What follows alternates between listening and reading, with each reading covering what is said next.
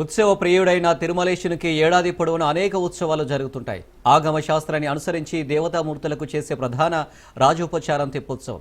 తిరుమలలో జరిగే 14 ప్రధాన ఉత్సవాల్లో ఇదొకటి. ఏటా ఫాల్గుణ మాసంలో శుద్ధ ఏకాదశి నాడు ప్రారంభమయ్యే తెప్పోత్సవాలు పౌర్ణమి వరకు జరుగుతాయి. సాలకట్ల తెప్పోత్సవాలపై ప్రత్యేక కథనం.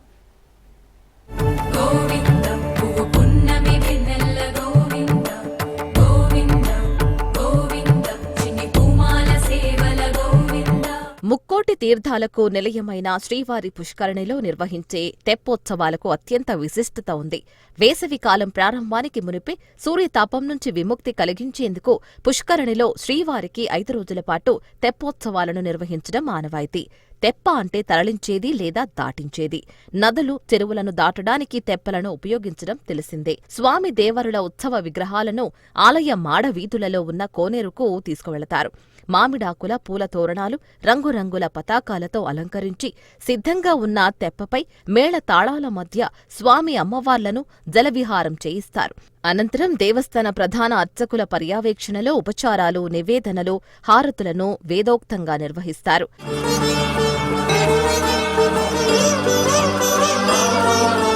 తెప్ప అనగా పడవ, ఓడ. ఓడలో సుఖాసీనులైన శ్రీవారిని కోనేటిలో విహారం చేయించడాన్నే తెప్పోత్సవం అంటారు. తెప్పోత్సవాలను తమిళంలో తిరుపల్లి ఓడై తిరునాళ్, తెలుగులో తెప్ప తిరునాళ్లు అంటారు. తిరుమలలో తెప్పోత్సవాలు అత్యంత ప్రాచీన కాలం నుంచి జరుగుతున్నాయి. అయితే సాళువ నరసింహరాయలు క్రీస్తు శకం 1468లో పుష్కరిణి మధ్యలో నీరాళి మండపాన్ని నిర్మించి తెప్పోత్సవాలకు అనువుగా తీర్చిదిద్దారు. క్రీస్తు శకం 15వ శతాబ్దానికి చెందిన శ్రీ తాళ్లపాక అన్నమయ్య తిరుమల తెప్పోత్సవాలను గొప్పగా కీర్తించారు. వేసవి ప్రారంభంలో పున్నమి రోజుల నాటి వెన్నెల కాంతుల్లో, చల్లని నీళ్లలో శ్రీ స్వామివారిని ఊరేగించే ఈ తెప్పోత్సవాలు భక్తులకు కనువిందు చేస్తాయి.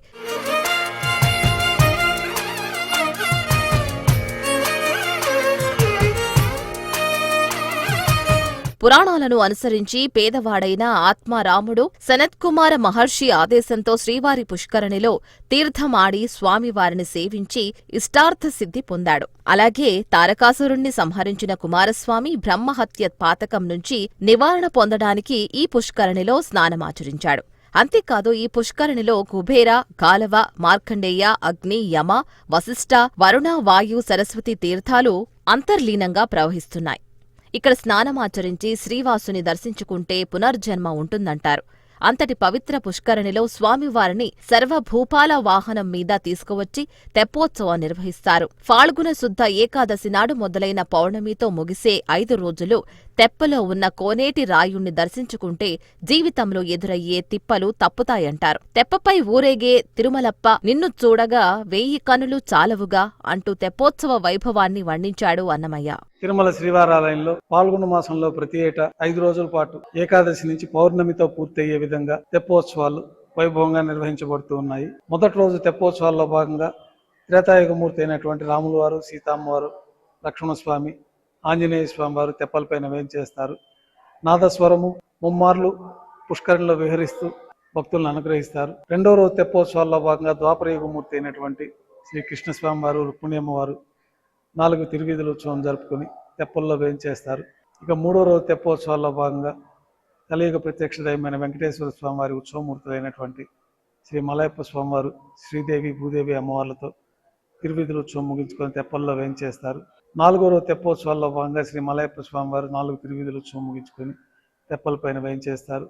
5 మార్లు పుష్కరిణిలో విహరిస్తూ, ఇక 5వ రోజు తెప్పోత్సవాల్లో భాగంగా శ్రీ మలయప్ప స్వామివారు 7 మార్లు పుష్కరిణిలో విహరిస్తూ తెప్పోత్సవాలు పరిసమాప్తమవుతాయి.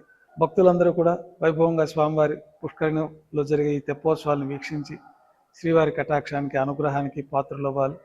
సమస్త లోకము క్షేమంగా ఉండాలని, దేశ ప్రజలందరూ ఆయురారోగ్యాలతో, అష్టైశ్వర్యాలతో వర్ధిల్లాలని కోరుకుంటూ ఓం నమో వెంకటేశాయ.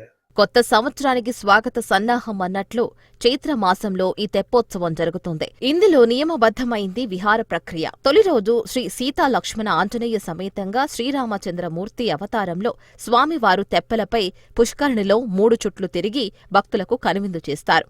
రెండవ రోజు రుక్మిణి సమేతంగా శ్రీకృష్ణస్వామి అవతారంలో 3 సార్లు విహరిస్తారు. ఇక మూడవ రోజు శ్రీదేవి భూదేవి సమేతంగా మలయప్ప స్వామివారు 3 మార్లు పుష్కరిణిలో చుట్టి భక్తులను అనుగ్రహిస్తారు. ఇదే విధంగా శ్రీ మలయప్ప స్వామివారు 4వ రోజు 5 సార్లు, చివరి రోజు 7 మార్లు తెప్పపై పుష్కరిణిలో విహరించి భక్తులను కటాక్షిస్తారు. గోవింద గోవింద